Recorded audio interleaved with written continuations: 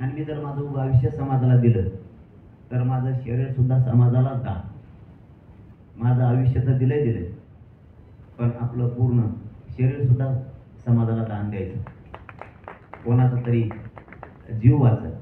मी ह्यो निर्णय माझ्या मनाने घेतला. आता त्याचे नियम काय असतात मला नाही माहित. मला जे वाटलं ते मी बोललो, आणि ते मी एकदा बोललो की मी ते करतो.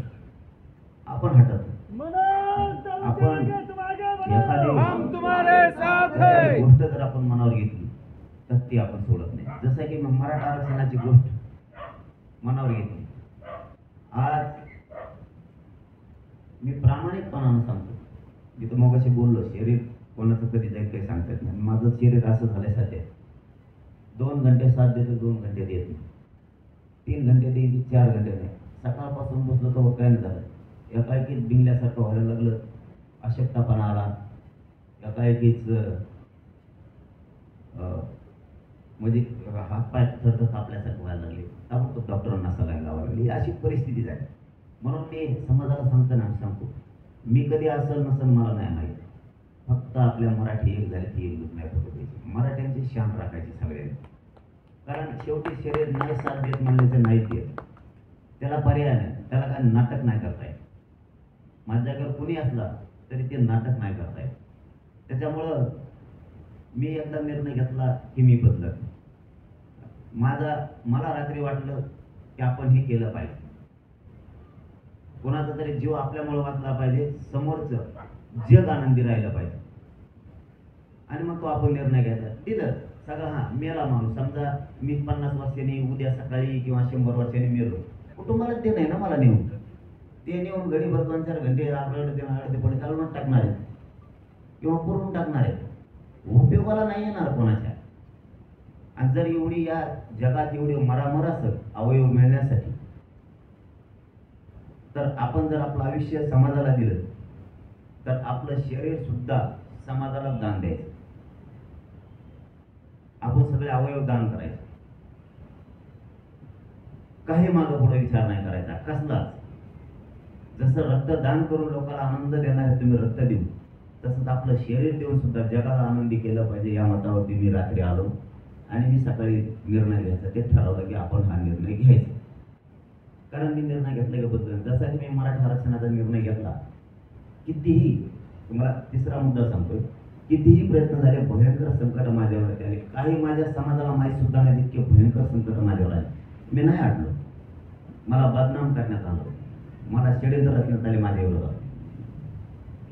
मला कित्येक वेळेस समाज माझ्या विरोधात घातला, कित्येक विरोधी पक्ष माझ्या विरोधात घातले, सरकारचे मंत्री आमदार माझ्या विरोधात घातले, तरी मी नाही अडलो. कारण मी नाही मॅनेज होत, त्यांना फुटत नाही. मला पैशाची पदाची त्यांच्या गरज नाही, त्याच्यामुळे मी त्यांना फुटत नाही, मॅनेज पण नाही होत. मला उद्या सकाळी जरी त्यांनी गोळ्या घातल्या आणि मी रक्ताच्या थारोळ्यात जरी पडलो, तरी शेवटच्या घटका सुद्धा मी फक्त आणि फक्त समाजासाठीच मोजणार, पण मग गाठणार नाही. त्यांनी उद्या कसले हल्ले केले, त्यांनी कितीही विरोधी आणि सत्ताधारी एकीकडून आणले, आणि मला उघडं पाडायचा जरी प्रयत्न केला तरी मी समाज सोडून नाही होऊ शकत. उद्याचे अनेक कार्यक्रम आहेत, त्याच्यात संकट आले तरी मी झेलायचं आहे. मी एकदा ठरवलं समाजाला मायबाप, तर शेवटपर्यंत समाजाला आरक्षण मिळेपर्यंत मी हटणार नाही. कारण माझं स्वप्नच आहे, शेतकरी मराठ्यांचे लेकरं हे अधिकारी होण्यासाठी त्यांना आरक्षण पाहिजे. नोकरदारी करणारा मराठ्यांचे लेकरं मोठे व्हावेत म्हणून आरक्षण पाहिजे. शेतात काम करणाऱ्या मराठ्यांना त्यांचे लेकरं मोठे व्हावेत म्हणून त्यांना आरक्षण पाहिजे. ट्रॅक्टर, रिक्षा, टेम्पो, ट्रक हाणणाऱ्या ड्रायव्हरांचे असणाऱ्या मराठ्यांच्या पोरांना अधिकारी व्हायचे, त्यांना आरक्षण पाहिजे म्हणून मी लढतो. व्यावसायिक मराठा असेल एखादा, त्याचं लेकरं मोठं व्हायचंय म्हणून माझा हा लढा असतो. शहरात पावभाजी विकणार असेल, टपरे चालवणार असेल, हॉटेल चालवणार असेल, तो हमाली करणार असेल, तो माथाडी कामगार असेल, तो एकदम सामान्य माणूस असेल, त्याचे लेकरं मोठे व्हावेत आणि ते सुद्धा अधिकारी झाले पाहिजेत म्हणून माझा हा लढा आहे. घर नसणाऱ्या मराठ्यांच्या साठी माझा लढा आहे की त्याचे लेकरं सुद्धा मोठे झाले पाहिजेत म्हणून हा संघर्ष. मी भेदभाव कोणाच नाही करा. श्रीमंत मराठ्यांपासून गरीब मराठ्यांपर्यंत आणि सगळ्या पक्षातल्या मराठ्यांना त्यांचा हक्क आणि त्यांचे लेकरं अधिकारी बनावेत म्हणून मी हे जीव घेणे रोज झुंज देतो. रोज वेदना सांगून नीट होणार नाही म्हणून मी ती हमेशा सांगत नाही बसत. आता त्या वेदनेला सांगून तिच्यावर काही परिणाम होणार नाही. मी ठरवून घेतले आता म्हणून जरा घे तुला भोगावं लागणार आहे वेदना. तू जर आता ठरवलंय की तुला गोरगरीब मराठा, काम करणारा, कष्ट करणारा, ऊस तोडणारा, श्रीमंत मराठा, शेतकरी मराठा, व्यावसायिक मराठा, नोकरदार मराठ्यांना तुला मोठं करायचंय. तुला प्रचंड वेदना होणार आहे, तुला त्या भोगावं लागणार आहे. आणि मी आता ते ठरवून घेतले की सरकारनं जरी वेदना दिल्या, विरोधी पक्षाने दिल्या किंवा आरक्षणाला विरोध करणाऱ्या कोणत्या जातींना दिल्या तरी वेदना मात्र सहन करायच्या, पण विजय मात्र मराठ्यांना मिळवून द्यायचा, त्याशिवाय तो हटायचा नाही. हे मी मला ठरवून घेतलं. म्हणजे मी तुम्हाला मोगाशी सांगितलं, माझ्यावरती जीव घेणे हल्ले करण्याचा जरी सरकारनं किंवा कोणी प्रयत्न केला तरी मी हटत नाही. या एखादा भयानक हल्ला करू मी शेवटच्या घटका रक्ताच्या थारोळ्यात पडून जरी मोजत असलो तरी मी कधीच स्वाभिमान माझ्या समाजाचा गहाण ठेवून मागे सरकणार नाही. मी तो समाजाचा स्वाभिमान कधीच गहाण ठेवणार आणि तो स्वाभिमान गहाण ठेवून मला जगायचं पण नाही. मला माझ्या समाजाची शान वाढवायची, मला माझ्या समाजाची शक्ती वाढवायची, हे मी पक्क ठरवले. मी छत्रपतींच्या विचारांचा कट्टर मावळा. मी मोडन पण वागणार नाही, पण मराठ्यांना मोठ केल्याशिवाय सोडणार. मग कितीही संकट आहे तरी मी हटणार नाही. हे मी ठरवून घेतलेलं आहे. म्हणून मी बाहेर पडताना मरायचा विचार करत नाही आणि आत येतानाही मरण्याचा विचार नाही करत. मी कुठेही राहतो, कुठेही जातो, कुठेही खातो, काहीही करतो, कारण मरण ही भीतीच मला माहित नाही. मला भीती काय असते हे माहितच नाही. मला काही काही वेळेस आपलेच बांधव म्हणते की तुम्ही थोडं सांभाळून राहायला पाहिजे.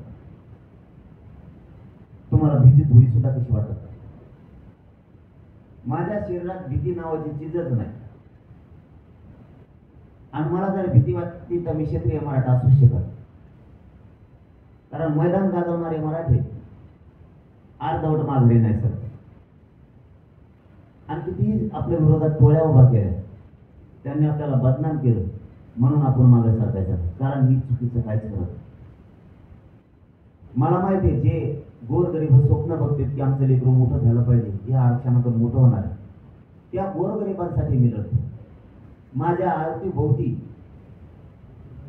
काही स्वार्थ घेऊन येते त्याच्यासाठी नाही लढत. त्याची इच्छा पुरी होईल नाही होईल मला नाही माहिती. तो नाराज होईल का आणि तो आपल्यापासून फुटून जाईल का हे मला माहिती नाही. मी त्याला मोजितो नाही गिनीत घेईन. मी शेवटचा माझ्या गरीब मराठ्यांच्या डोळ्यात पाणी कशाचं आहे आणि त्याला आशा कशाची लागली त्याच्यासाठी मी लढतो. मला तो गरीब मराठा माझ्यापाशी नसल, मुंबई पुण्याच्या बाहेर काम करणारा खेड्यापाड्यातला जाऊन मराठा माझ्यापाशी नसल, तो त्याच्या कामात असेल, पण त्याचा जीव माझ्यापाशी. तो रोज सकाळ संध्याकाळ टीव्ही बघतो की आज दिवसात काय झाले जरांगे पाटला. तो त्याचं काम सोडून येऊ शकत नसेल, तो त्याची नोकरी सोडून माझ्यापर्यंत येऊ शकत नसेल. सर्व क्षेत्रातला नोकरदार असेल, मग तो शिक्षक असेल, डॉक्टर असेल, तो पोलीस असेल, महसूल मधला असेल, तो कोणता अधिकारी असेल, तो माझ्यापर्यंत येऊ शकत नसेल, पण त्याच्या मनात पक्क आहे. किंवा एखादा व्यावसायिक असेल, एखादा उद्योगपती असेल, एखादा बिल्डर असेल, तो माझ्यापर्यंत येऊ शकत नसेल, पण त्याच्या मनात 100% मनोज जरांगे पाटील करतो हे खरंय. त्याचं मन त्याला बोलतं. प्रत्येक पक्षातला नेता असेल, प्रत्येक पक्षातला मंत्री आमदार असेल, मनातली मनात तो जर खानदानी मराठ्यांच्या अवलादीचा किंवा रक्ताचा असेल तर मनातली मनात म्हणतच असणार की तो करतोय तो योग्य आहे, तो जातीसाठी वाटतो. आणि कोणाला काही मिळावं माझ्या अवतीभोवतीच्या म्हणून मी काम नाही करत. कोण करत असेल त्या आशा आज मी प्रामाणिकपणानं सगळं समाजासमोर मांडायला लागलो. मीडियाच्या माध्यमातूनही मी ते मांडायला लागलो की एखाद्याची जर माझ्याकडून आशा पूर्ण झाली नाही ते उद्या मला सोडून जाऊ शकतो. याचा अर्थ तो म्हणजे समाजासाठी आलेला नव्हता, त्याच्या स्वार्थासाठी आला होता, हे समाजाने ध्यानात ठेवायचं. कारण मी गरीब गरजवंत मराठ्यांसाठी लढतो. माझ्याकडे येणाऱ्यांचा स्वार्थ असलाच पाहिजे, मी नाही म्हणणार नाही. स्वार्थ असला पाहिजे,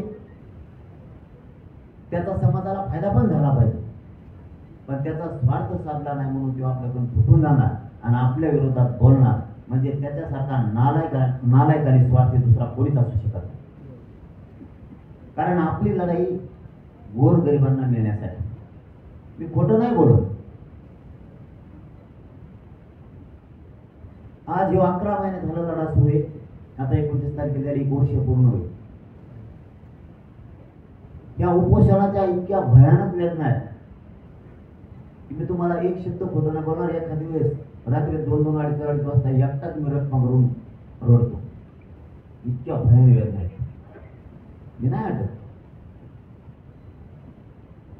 आणि माझ्या शेजारी झोपणाऱ्यांनी जर चुळबुळ केली तर त्याला कळू नये म्हणून मी जागेवर झोपून घेतो. तर आज खरंच येऊन समाजाला सांगायचं नसतं. मला याच्यासाठी सांगायचं की काही लोक स्वार्थी बनायला लागले समाज सोडून म्हणून मला सांगायचं. समाज मोठा करायचा, समाज शक्तिशाली बनवायचा, बलवान बनवायचा. आपल्या समाजाला आपल्याला धाडस द्यायची, ताकद द्यायची, समाजाकडे बघायचे म्हणून मला हे सांगायची वेळ आहे. नसता कोणी म्हणलं असता 1-2 वर्षांनी बघू, आता सध्या झालंय, खूप झालंय, आपलं शरीर आपल्याला कसलं साथ जर देणार नसलं, आपल्याला जर प्रति 2 दिवसाला सणालाच लावायची वेळ आली आणि शरीर जर आत्ताच सणांवर आलं तर आपलं पुढं काय होणार. मी याचा मागं वळून बघून सुद्धा विचार सुद्धा करत नाही मागं वळून की काय होणार. कारण मी पहिल्या दिवशी सांगितलं तेच आज सांगतो. कुटुंबाला सुद्धा सांगितलेलं टेन्शन ही गोष्ट सोडायला लागणार तुम्हाला.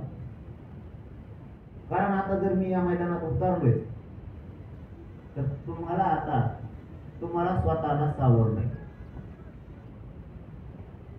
तुम्हाला सावरा इतकी तुमच्या डोक्यावर हात फिरायची इतकी शक्ती माझ्यात नाही राहिल्या. मला समाज सावरायचा बघू. समाज संकटात सापडला, समाजाला घेरलंय आणि सगळ्यांनी मिळून मी इमानदारीने काम करतोय, मी मॅनेज होत नाही म्हणून मला उघडं पाडायचं ठरवलं आणि तिकडून समाजाने ठरवलं आता ह्या पोराला उघडं पडू द्यायचं नाही. जे होईल ते होईल. आता काठाला लागली तरी हरकत नाही. कारण मराठ्यात पूर्वी म्हणत आहे आपल्या महाराष्ट्रात की मराठी अशी विचित्र आहेत की वादीसाठी मसाड कापीत असते.